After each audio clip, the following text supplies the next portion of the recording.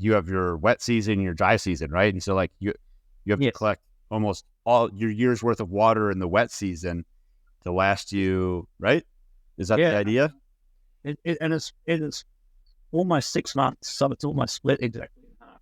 6 months of whatever rain we're going to get, and the next 6 months there'll be almost no rain.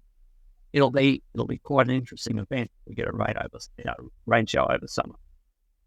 So the local government actually sets a minimum standard on how much water. This is the Farm Hop Life Podcast, a traveling homestead family. I'm Matt DeRosier. On the Farm Hop Life Podcast, we learn what it takes to grow your own food from everyday people. Could be a college student, grows tomatoes and salad greens on their apartment patio, a former VP of marketing for Del Taco now raising cattle in Montana, or someone who hasn't had a homestead in over 10 years. This show is aimed at teaching you what it takes to make homesteading work for you, that we all make mistakes, we all have bad days, but we can reach out and help one another thrive, and giving you the confidence needed to go feed yourself. One thing that I remember you posted on Twitter that was like, wait, what? Was this baby kangaroo that you have? Is it still around? Yep, it's still around, and its child is still around. We don't know whether the child is a male or a female yet, because we don't know much about them. But we started off calling the kangaroo Heath because we assumed it was a boy, and then I saw a little head pop out of the pouch one day, and I went, "Oh, I guess you're not a Heath anymore." We sort of played with Heather, and then decided on Tilda. So yeah, they're both around. The pair or just the young one? I know the Joey. The Joey and the mum are still around. Yeah, nice. We just don't know the sex of the Joey yet. Do they like eat the food in your garden, or what do they cause a nuisance? They're absolutely not a nuisance. It's the wildest thing. I actually filmed Tilda gently pushing through the vegetable garden, pushing cabbages and broccoli aside just to find a bit of grass that she likes to eat. So they almost refuse to eat the vegetables. And they're looking for grass. So they're basically feeding our wet vegetable garden. Hey, nice. Now, if only you had a couple more. I don't know about that. Two is perfect. What about other things in Australia that are going to kill you? Like, I don't know, snakes and, I guess, do wedge-tailed eagles attack people? Not people. They aren't here. They're about not too far away, maybe 20 kilometres away. I'll start seeing wedge-tails in the sky, but I almost never see them in the sky over here. We have the smaller coets, the hawks, in this area, which do pose a threat to the chickens. But what we've discovered recently is they only attack chickens that are on their own, and any chickens that have been in the goat in the same yard as our goats have never lost a chicken from there. So there's something about goats that hawks don't like. That's interesting. They stay away. I've never heard of goats being like a livestock guardian animal. Neither had I, but I just noticed the pattern forming. And in fact, we've had chickens fly out of the goat yard, and we find them the next day torn apart in a bare yard that didn't have any animals in it. So hopefully they will learn. Natural selection will determine that chickens that stay with the goats are chickens that get to a ripe old age. So, what are some other predators in Australia? You're on the western side of Australia, is that right? On the western side, yes. Yep. Okay. More or less of the country. Yes. Snakes are bad. Well, snakes. We've had we've got pythons here. They've actually gotten into our brooder and taken some chicks. And also seen, I discovered one morning two of our fledglings, their whole head and sort of neck up to the shoulders looked like it had been sucked on.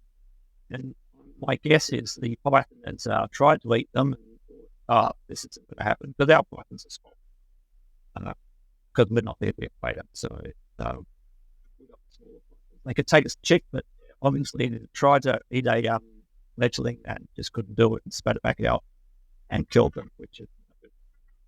So, but with the poisonous snakes, I have noticed that the more I develop the garden, the more civilized, I suppose you could call it, I've made the place, they tend to not hear as much. And it's actually been a couple of years since I've seen one of the venomous snakes around the place, which means well, that's good. Not there, but I haven't been seeing them anywhere near as much now that we've developed the gardens. Sure. So, like, whatever habitat they liked, you're getting rid of that habitat and they're going elsewhere. So, yes, I'd say so. Or it's getting just a different, maybe it's a microclimate for them. They don't like it as wet. And sure. Right. I had my place is a total mess pretty much all the time. And I had some like netting laying on the ground. I had used it to make like a covered part for when we had meat birds. We needed them outside because they were stinking up the basement real bad. And so, we have hawks and eagles and stuff out here too, owls, whatever. So I put this netting up over the top to keep them, to at least keep the chicks at least somewhat protected. I mean, they could like fly under it or whatever if they wanted to. But anyways, so I had a roll of this stuff on the ground. It'd just been sitting there for a year. And I go out. I was actually like video calling my parents, and I'm just like showing them what was new. Hey, we put in some raspberries over here, kind of thing. And there's these two snakes wound up in this netting, and it was bad. I was like, hey, I gotta go get these snakes out. And so I finished talking with my parents. My wife was just recording me. Like, I'm not familiar with all the snakes here. They had patterns similar to like a rattlesnake, because we do have those here. But the head looked different. Now I looked it up and I'm like, it doesn't look, it looks like a gopher snake. And so just to be safe, like I put on like leather gloves and like a jacket in case it did try to like bite me. But I took like these little pair of like gardening, kind of like shears that like kind of like scissors, but not that style. Anyways, so then I was meticulously was like cutting the netting out to let the snakes go free. And I got one, put it in a pillowcase, and then put the pillowcase in like a cat carrier. And then I got the other one out and did the same thing. And I wanted to keep them on the property, but my wife was like, no. And so I brought them down the road and let them go. All right. Oh, snakes are good because if you don't have snakes, you're going to have mice. We do have mice. Yeah. That's why I wanted to keep them. And now we have a cat. Yeah, that works. And cats don't eat eggs. There is that. I think the good thing here is if it doesn't have the distinctive camo of a python, assume it's going to kill you. That's a pretty safe bet to make. So we either have pythons or something that will kill you. Wow. That's pretty dramatic. That it's either like, oh, it's a python, or what's going to kill you. Yes. It makes it a lot easier. So what do you have for? You're the second Australian that I've talked to. Actually, the other one was on the East Coast, and she said that she keeps, I think, a shotgun for. Man, did she say that she keeps a shotgun or she keeps like a machete or something, or both, to dispatch snakes that she finds in the yard? So like, Has it? Do you keep anything to dispatch snakes, or do you just hit it with a shovel? No, I just leave them alone. You leave them alone. Okay. Yeah, if they're venomous, if in summer I make a habit of being a little bit noisy, moving around the place, stomping, scuffling, and so forth, and they don't want to attack you. They want to keep well away from you, and they'll defend themselves if you step on them or one of them. So Sure. It sounds like what we do for bears out here. Like, don't go through the woods being all nice and quiet. Like, make some noise, because the worst thing that you could do is surprise a bear. Yeah, you startle a snake and it's going to bite you instinctively and then take off, and you want to avoid the instinctive biting, so you just make a lot of noise. And so far, that's worked. I haven't been bitten yet. I keep meaning to do a venomous snake handling course, and like most things, that keep getting bumped down, bumped down, bumped down. More important things go up the list. And I'm still meaning to do that course. Have you taken, in your area, have you taken any, let's say, homestead education courses or classes or workshops, community, anything like that? No, that doesn't seem to be that sort of thing. Our homesteading culture is very poor here in the US. It's most people wouldn't even know what that word meant. So I've learned pretty much everything, either YouTube or social media. In fact, most of my foundation is from Jack Spurko.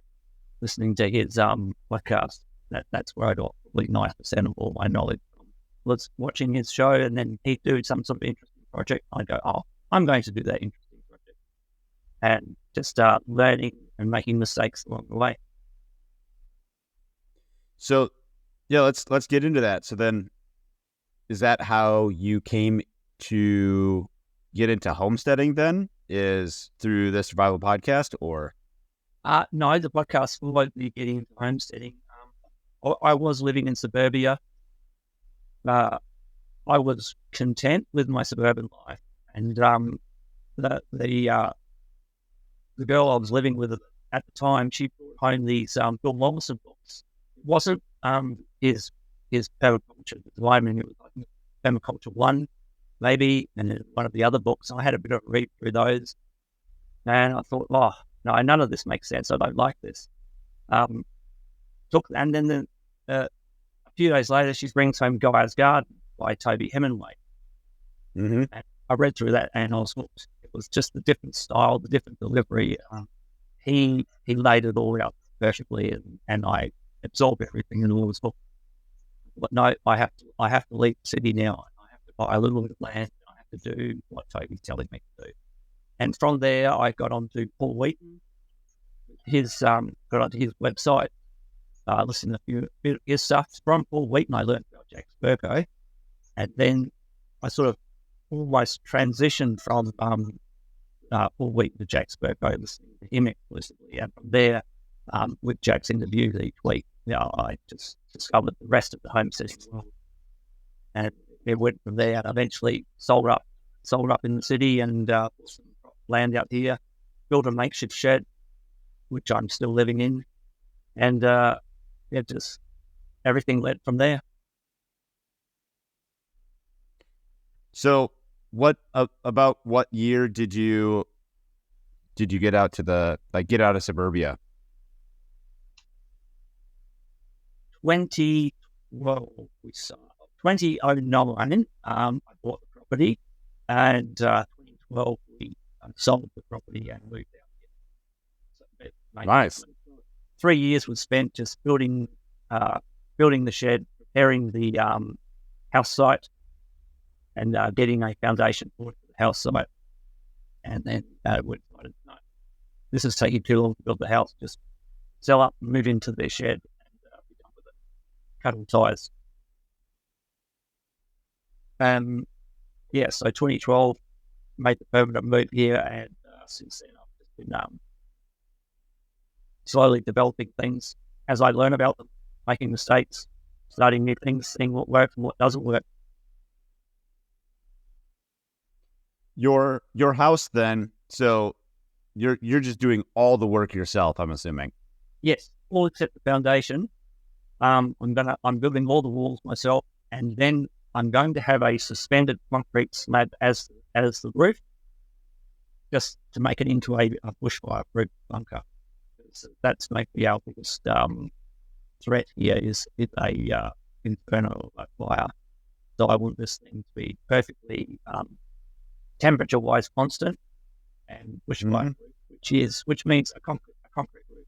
So I won't be doing that. Obviously, I'm going to get some professionals into all that. That's a huge engineering task. A floating concrete roof? Yes. Suspended concrete roof? Suspended concrete roof, like you'd have on the first floor of a car or a multi-level building or car park. Gotta see what this looks like. Oh, yep, okay. So, yep, I see what you mean. It does just look like a you called it a car park. Yes. Parking garage. That's what we call it here. Parking garage. Yeah. Ours is just Yeah. Yeah, okay. I see what you mean. Yeah, that should do it. So then what goes on top of the concrete? Anything, or is it just like No, I'll put a tin roof as rain catchment on there. right, because concrete's porous, that makes sense. Yes. Yeah. And also hard to move into gutter, because here guttering is very important, because I know in the US there are bizarrely restrictions on capturing rainwater there, which is Some places, yep. In Australia, it's like almost our God-given right to be able to capture our own rainwater. And here we don't have any scheme water, so you're either catching it yourself, or you're paying for a truck each week. And those I've done that, and those trucks are expensive. So it's capture all your rainwater. So the roof will be designed to direct rainwater into tanks.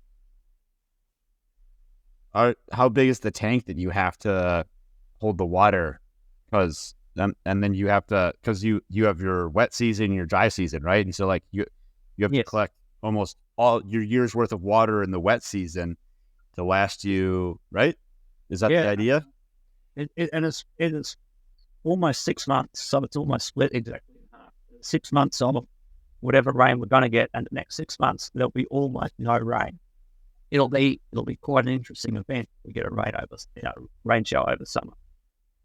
So the local government actually sets a minimum standard on how much water you can have on the property if you're going to live there. So they have standards for minimum size tank. So then, did you calculate how big your roof is going to be like, okay, this is how much rain, like I have this amount of surface area, so if we have an inch of rain, that's X number of gallons or liters, whatever? I didn't, it's basically whatever area the footprint of the house is, the roof space is. And the shed is almost as big as the same footprint as the house. So it's more about maximizing the catchment area, more so than coming up with a specific number. It's like more is always going to be better. And yeah, I didn't know if you scaled the house to catch more rain. No. The okay. purpose of the house was to fit big livable house, and whatever rain gets caught. And there's always sheds and chicken coops. And everything's got a gutter on it here. Sure. To somewhere. Sure.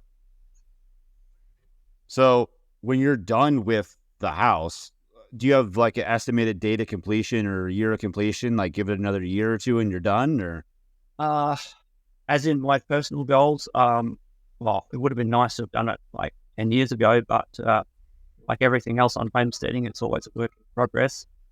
And unfortunately, the shed is very livable quite comfortable. So that doesn't work. Because, if I was doing it harsh, that might have been the incentive to really get out there and spend every waking moment on the house. But it's not harsh in the shed. It's quite pleasant. So I get to the house when I can. And look, we both want it to be finished, but it's quite a nice house. It's going to be a lovely house when it's done. So the incentive is there to finish it, but I don't want to rush into it and make a mistake. One error. So we just steadily plodding along, getting it. And but when you do get done, will you be like debt free? Like, will you have a debt free home then?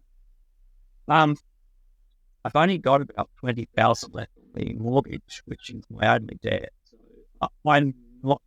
I made a vow not to go into debt for the building of the house. That also doesn't help with how long it's taken to build. So it's cash. When I save up the cash, I can build a little bit. I can buy a little bit more cement. I can buy some more reinforcing rods, and just it moves along as the money. So I've made a vow not to go into any more debt.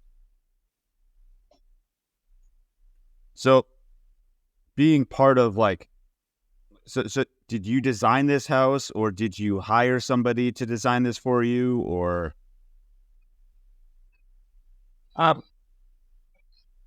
The house is pretty much as described in the Lawson's permaculture design manual. Really? You split it in half. You don't have, you either have the back half of that, the pole facing half of the house, and the equator facing half of the house. You have certain rooms on the eastern side where the sun comes up, and you have certain rooms that go on the western side where the sun sets in the summer.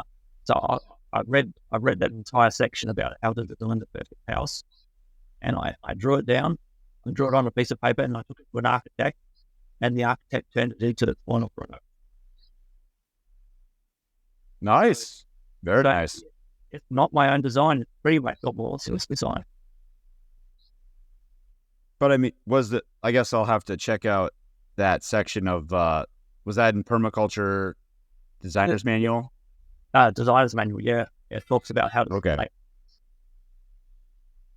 Yeah, I have it. I think I've glanced at it. It's a thick book. It is a big book. So I'm not sure if there was like diagrams in there, or if it was like all text and you had to like interpret. Oh no, it's very rich in the pictures. Okay, good. And it's I mean, he's Australian, right? And so he wrote it from like an Australian's perspective. So like things should be facing, I guess he wrote it, you said pole to equator. So it's the same way, northern hemisphere and southern hemisphere.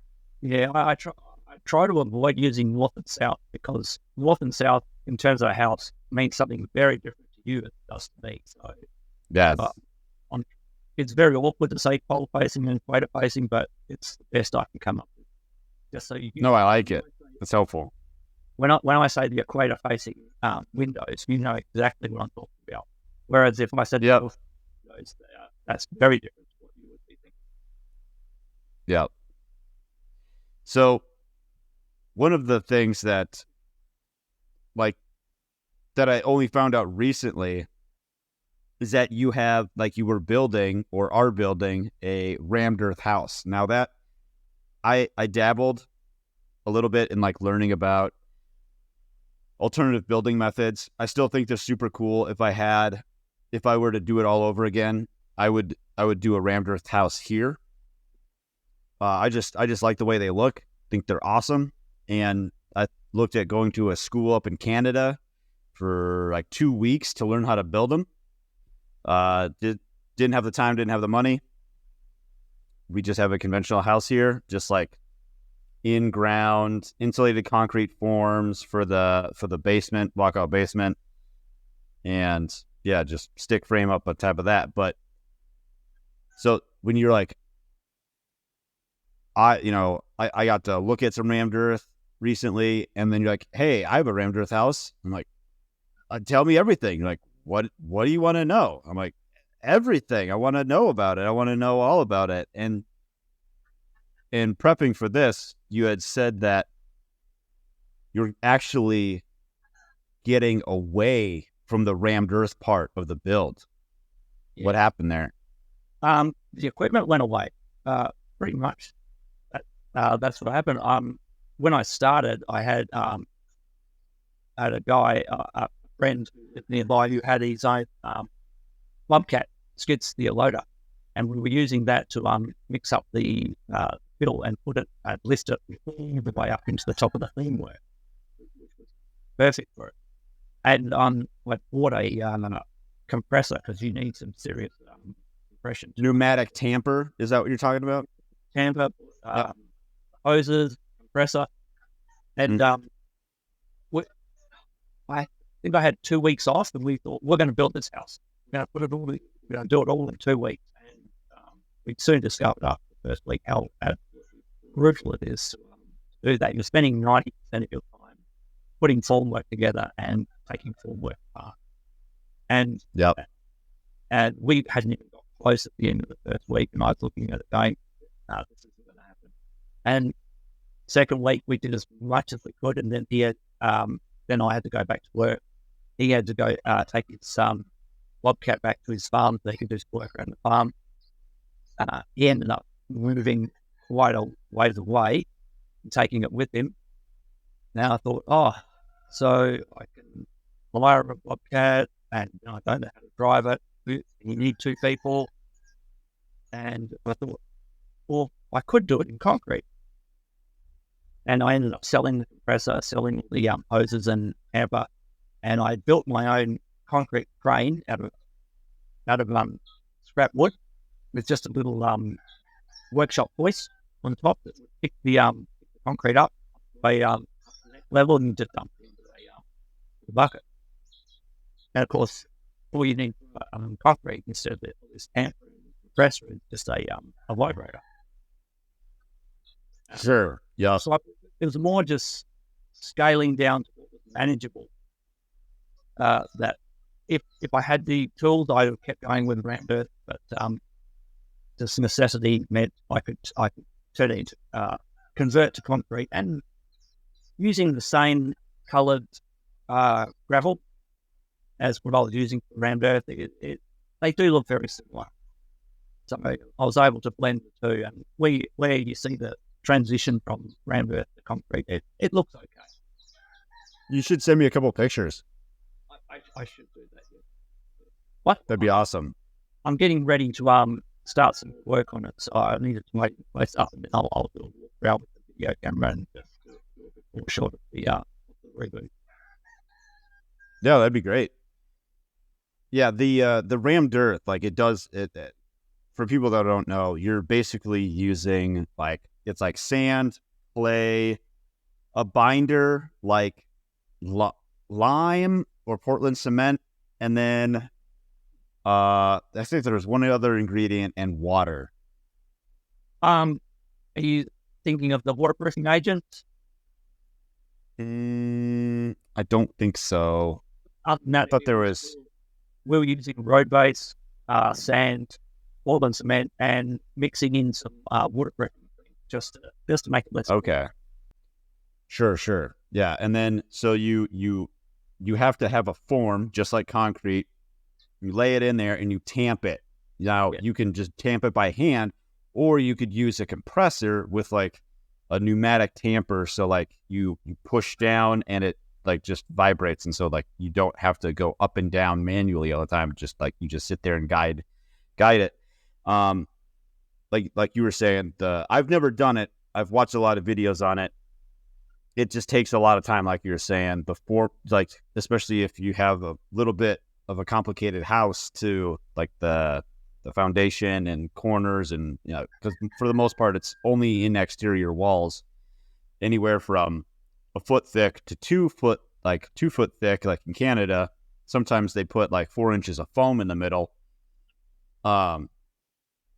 But anyway, so like, yeah, it takes a lot of time to just put that all together. You dump in, like you gotta get your ratios right. You dump it in the form, tamp it, let it sit. do another layer, let it sit, and then you go to the top of your form, and then you can either do the whole form, but that'd be crazy because I don't know how you'd get to the bottom if your walls are like 10 feet tall. A lot of people do like 2-foot sections and then another 2-foot section vertically, just go up that way. So it's a lot of work. It's a lot of labor. The way we would do it was the sheets are 1200 mil, which is, I think it's 4 foot. Yep, So that makes sense. You put the first one in place, that tamp it up to just below the top. Then you put another one on top of that, bolt that down, and then go the rest of the way up to the top. You do it in 2 stages. Yeah, and because rebirth is semi-dry anyway, and you're taking 15 minutes maybe to put that second work on, it is quite seamless. Yeah, it's if your house isn't just like a perfect rectangle, like you have like little bump outs and angles and anything like that, it makes it difficult. It's like painting, right? Like the painting part takes no time at all. It's all the prep work, like masking off windows and doors and trim and the other good thing about the Bill Mollison design houses, it's a perfect rectangle, very very light, and no more than 2 rooms deep. So it was perfect for a round earth house / concrete house. Very simple design. yeah, I'll have to take a look at that for sure. So another aspect of your home design is composting toilets. What's your opinion on composting toilets? I think they're a greenwashing scam, because yes, to compost in the toilet requires a lot of technology. You have to vent it, you have to dry the stuff out, and then you have to separate the pee from the solids. So there's quite a lot of tech that goes into a composting toilet. Whereas, from what I've been reading from the more traditional people who develop that sort of thing, is supposed to be a storage toilet. So you have a container. When that container's full, you swap that container out for another one. I have actually, when I was researching it, found a couple of actual proper storage toilets. They had some serious engineering going on underneath the slab. You needed almost like a cellar to go in underneath the toilet, underneath the slab, and swap containers out. That was a huge engineering thing. So I was looking at, because my plans had to meet standards for building a home. So a bucket wasn't going to cut it with getting the house approved. So I pretty much looked for the cheapest approved composting toilet that I could find, and I bought that. I put that on the plans. I got it approved, and it's going to use a bucket.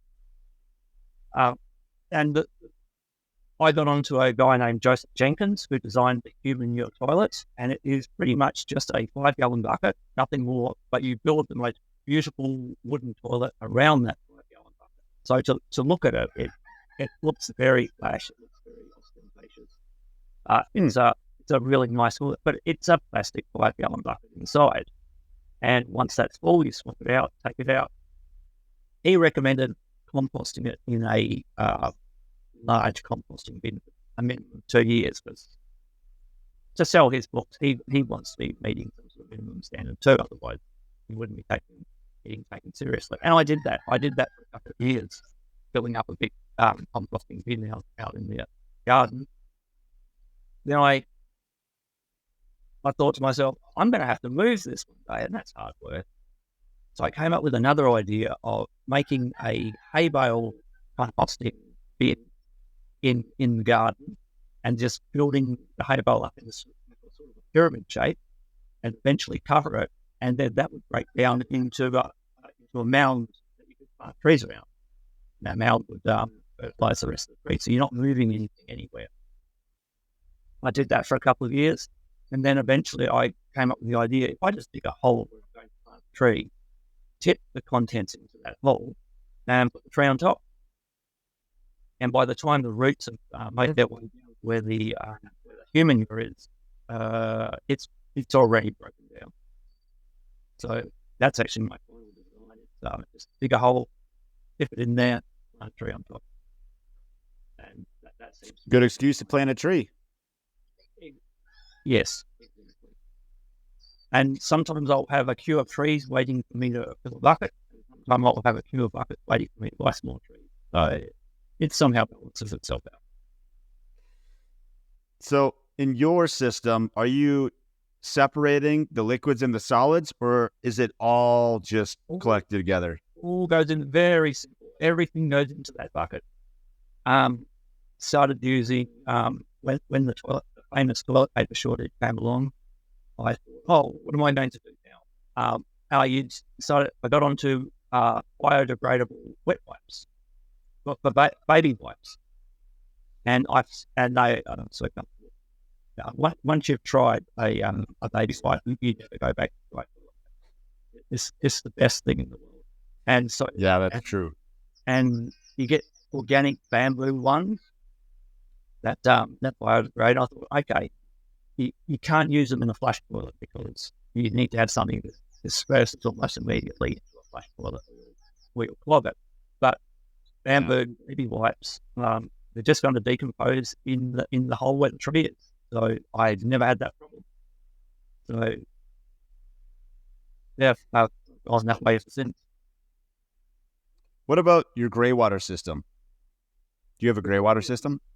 It pretty much just went straight into a pond where I've got locusts, and in fact, right over my shoulder is the grey water system. So that massive greenery you can see behind me is tree and some locust trees. There's a banana in there, but bananas aren't supposed to grow here. It survives, but it's never flowered. So locust tree and elderberry trees in a circle, and the grey water just gets dumped into there, and they grow well. They're like some of the best performing trees over some of the ones going around the grey water. So very simple design. Nice. I'm looking at. We're also thinking about getting ducks for the same reason. Like you had mentioned this fellow podcast. I listened to quite a few episodes where like he would have ducks and he would dump the ponds to fertilize the trees. Well, I recently saw a video on Instagram. I think either I saw it or my wife sent it to me. I don't remember. She's like, it's good. Duck manure makes good fertilizer. So you can use that to water your trees. It's kind of the same thing. Yes. Yeah. Taking a waste product and using it for something else. That's perfect. It's got to select your trees. Trees that like rich, moist fertilizer, hot fertilizer. Go perfect. Some of our natives don't like high phosphorus, so they would almost die instantly being around a grape. Oh, so you don't put them there. You sure. Put what works, and for me, it happens to be locusts and elderberry. They're performing really well. So, yeah, it's like the trees to do the job. So you've got your gray water. You're going to be collecting rainwater, or currently collecting rainwater. It sounds like you use human manure to fertilize to plant underneath trees. What are some other like methods or techniques that you use? Well, another one I got off Jack Spurco's podcast was straw bale gardens. He did that one day. Okay, yep. Turns out he didn't like it, and he gave up after the first one. He said, "No, it's not for him." But after I tried it, it was wonderful, because I got this area just near the shed that was a huge slope, and I built a retaining wall at the base of it, and I started filling it up with garden matter, just to bring it up level and make that into a nice little garden. And one of things I started doing to speed the process up was I'd level it out as best I could, put a straw bale garden on top, and seasonal vegetables, they'd last maybe 6 weeks before the straw bale garden started to decompose and be unusable. So I would rake it out. By that time, the vegetables were starting to be spent, like salad greens, lettuce, cabbages, and so forth, chard. So I'd rake that flat, put some more cardboard down, put another straw bale garden on top of it. Now I basically leveled that sloping bit of ground with straw bale garden built on top of each other. And I found them to be really good for an intensive garden. Put a layer of compost on top of the straw bales, and it's pretty much 30 minutes, and you can be planting your vegetables into the straw bale garden. It's like an instant garden almost. And I found those to be very, very useful because of their rapid breakdown. Rake it out, put another one on top, and very quick for building soil. You give me a good idea. Like I do remember when he tried the straw bale garden, and I think the guy he interviewed about that, the straw bale garden, it only lasts about a year, maybe 2 before it just falls apart. And I live in it's kind of like where you live. It's hot and it's dry. Now we don't have a monsoon season 6 months out of the year. I don't know what your annual precipitation is, but ours is only 15 inches a year. And so if that straw bale garden broke down, you could just disperse that organic matter to create more topsoil here and retain water in the ground. That it's perfect for that. Once it's spent, just rake it out and start again. It's one of the most effective small scale ways after building soil. You wouldn't want to do that on a large area, but if you've got this one little dry patch that you want to intensively build up to be quite fertile, straw bale gardens is the perfect way to go. Because you're also doing lasagna mulching because what I normally do is put several layers of cardboard down just to stop fungus and mold growing up into the straw bale. It makes it last a little bit longer. And that, of course, that cardboard breaks down as well because you're constantly watering it. True. Summer when it's hot and windy, you're coming out there with a watering can and giving the straw bale garden a good water, and that's easy enough to do by hand because it's such a small, intensive garden. Yeah, not everything can grow in a straw bale garden either. I thought potatoes don't work or carrots don't work or something like that. I don't remember exactly what doesn't work. Root vegetables that are going to end up trying to send that root down into the hay, that's not going to work. It's we do salad greens, kale, lettuce, mainly kale and lettuce. It's what we've chard as well. So that's so. What's some stuff that you've tried that hasn't worked well? Putting a garden straight into the soil. It's dismal because we have bottomless gravel here. This property, in fact, used to be a gravel pit because the gravel's so perfect here. It's like a thin, very thin layer of leaf litter, and this leaf litter doesn't break down for decades; just sits on the top. But so when I first started, I sectioned off an area, planted vegetables straight into the ground, and they shriveled up and died. So it's simply because there's annoying soil here. So that was the best thing I found out. I'm going to have to build soil. So it's either intensively built soil with a straw bale garden or long-term building of soil with moving livestock across the gravel. that was my biggest discovery was there's no soil here, so don't bother trying to plant straight into the soil. You've got to build it first. Well, that'll probably save your back in the long term anyways, right? If you're using a straw bale garden or a raised bed, you don't have to hunch over as far. We've got raised beds in our aquaponics area. That's another thing I've tried that's going really well is the aquaponics. Raised bed is just, it's easy to keep wet because it's contained and it's a small area. And you even on the hottest days, you watering can, you've got those vegetables are doing fine. Whereas out in the garden, they're on their own. They're not going to do well. So small, intensive gardens is definitely the way to go. We've found that out the hard way. Well, do you in those gardens? Do you do like square foot gardening on top of that, or you just kind of like plant it and go? Square foot gardening. I'll need to get a quick refresher on that one. It's the idea that you intensely plant stuff. Like it's almost like too close together, but you have like little grid lines, either like physical or just kind of like eyeball it, like draw it on the dirt or something. And okay, I'm gonna plant, like it says on the packet of seeds,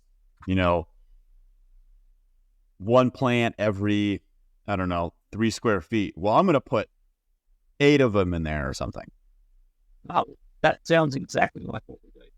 Because, so also the closer together they are, the less sun is hitting the ground around them. So you want to be protecting the ground for evaporation as much as possible. So, the thicker the soil. Yeah, I think we just naturally do that rather than intentionally do that. Just get as much in there as we can and just harvest it as fast as it's going to go. What's been the biggest challenge in homesteading that you faced? That would definitely have to be trying to stop the water disappearing over summer, because bare earth is the norm here. Just the endless gravel. When it rains, the water disappears straight down, and when the sun comes out in summer, the water's going straight back up again. So it's just trying to build a sponge that can hold the water over summer, because in summer I'm intensely irrigating from a well, which is not close by. And that's brutal hard work, and I just want to get it to the point where I'm falling off my water. So the biggest thing here is if I can hold the water, I do a lot less manual work myself, and I've got more time for doing other things. So it's building a sponge layer with rotating the animals through, and also shade from the fruit trees. Now I also put in a lot of shade trees as well. Shade is very important here because it just cools things down, keeps the sun off the soil. So by far the biggest challenge is just keeping the sun away from the soil. If I can do that, everything else is easy. Right. Have you tried bringing in any clay to, like, I have no idea how this would work, but like put clay on top of the gravel that your property sits on, so like it's like a natural barrier for the water, so like it doesn't just go straight to the gravel and into the ground, that it kind of holds it there a little longer. I have thought about it, but I'm not 100% sure you can buy clay in bulk. Yeah, I think the people who build their ponds and dams and so forth do it with where there's an existing patch of clay. So I've never heard of or seen clay as a thing that you can buy and get trucked in. Right.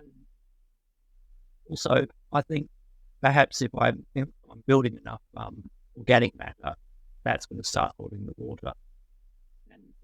Right. Just the silt from the runoff. So I've got a dry lake on the property.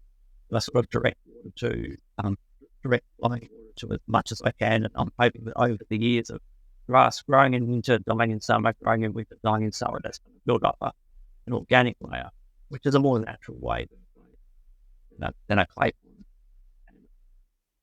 Yeah, I'm just hoping I can do that naturally, and at the same time, in the more intensive zones immediately around the house and shed, I can put in a little bit more physical labour and if that organic matter fills up. So yeah, Right. it's logistics that's stopping me from doing the clay thing. Yeah, that would be. I mean, it'd be a lot of clay, and who's to say it would even work? You could do all that work, and you have like I mean, it would be like sealing a pond, right? So like you're supposed to put down like clay in the bottom of a pond. Well, they don't always seal, so And yeah, unless you're putting it into a catchment shaped bowl like a pond, if you just put clay straight down on the ground, that hardens up. Now, when it rains next, the rain's going to sheet straight off that clay and keep going. I guess you've pretty much clay. You're going to be turning that into a pond. So I would hope it become a hard runoff surface. I'm actually losing more water. At least when Right. water gravel, the deeper rooted plants can chase the water down. So, what would you say the best part about homesteading is? I think that's the fact that I can do anything I want. Because I've got room. If I want to experiment with a project, I can go way over there and build it, take my time. It's not in the way. I think it's just having room to do things. So I understand you can do homesteading in an urban garden, but you've got to be very conscious of available space for projects. You've got to pack things up after you finish. But here I can just sort of have a project running and get to it when I can. And just the fact that I can wake up in the morning and I look around and I'm just surrounded by trees rather than traffic and buildings. Just the serenity of everything. And as a connection with nature as well. So that I am responsible for gathering food, or going up the chicken coop every morning, collecting all the eggs for breakfast. That's just the most wonderful feeling. Rather than having to go to the shop and buy eggs. I haven't bought eggs for decades. I hope I never have to. And it's not even the eggs being better quality is part of the story, but it's also the fact that they're just there. I can just walk up and grab them when I need them. And they obviously aren't free because ends cost money to maintain. But I think there's more just that connection with the connection with nature that I look after the hens that produce the eggs that I go up and fetch each morning and put into my breakfast. It's a good feeling. That is a good feeling. So like that you can. That's just another thing that you don't have to go buy. Yes. That you can provide for yourself. Like, okay, I'm starting to be able to provide for myself just one little piece at a time. Just one little piece. That's all you got to do. Just one step, right? And it makes it easier with food preparation as well. Because if you go to the shop, you think, oh, what I like, there's so much choice here. I can have that, I can have it. But here, it's like, well, this is growing at the moment, so we're going to pick this, and we're going to make something with that. So it's very, very simple, rather than thinking, oh, which aisle am I going to go down and look for something to eat? Like, no, this is it. This is what we're having because it's the thing that's growing at the moment. It's the thing that's in season.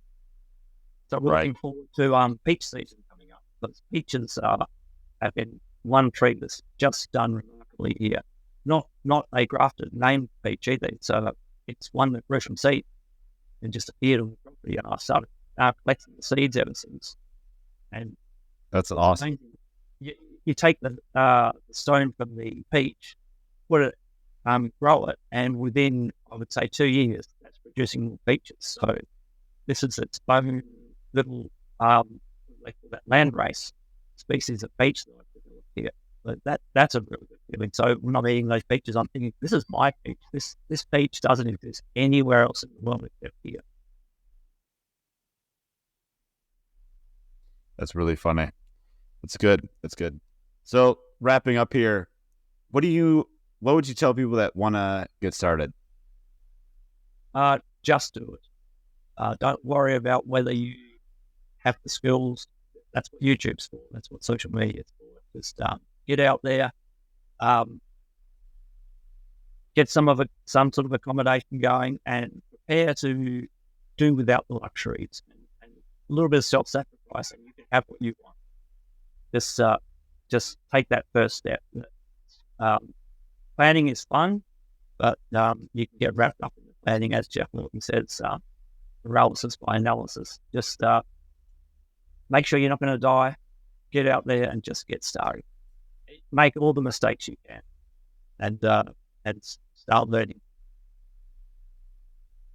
That's right. That's really well said. Well, Shudra, go ahead. But there's no shame in making mistakes. Making mistakes means you've now got an opportunity to learn something new. That's right. Yep, I make mistakes every week, almost every day, every year. So is it not the same? I think slightly different mistakes. Yes. That's good. So, but hey, I appreciate your time this morning, jumping on this call and doing this interview with me. It's been a lot of fun asking all these questions about rammed earth and your setup after engaging for quite a while on Twitter. So it's good we could finally do this. Yes, thank you for the opportunity. It's been great. I am Matt DeRozier of FarmHopLife. Thanks for watching. Don't forget to subscribe and visit FarmHopLife.com. Inside of the city, the people are crazy. Out of their minds, they ain't got a clue.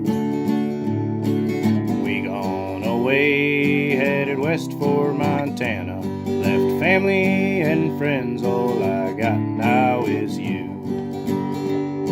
We both got new jobs, a house and a homestead, thinking this was the life, all that there'd be. After our firstborn, you had to stay home. That's when the work got in the way for me. Well, I started Farm Hop Life. We'll come to your farm to help and to wander. Me and the family, a truck and an RV. Send us a message and there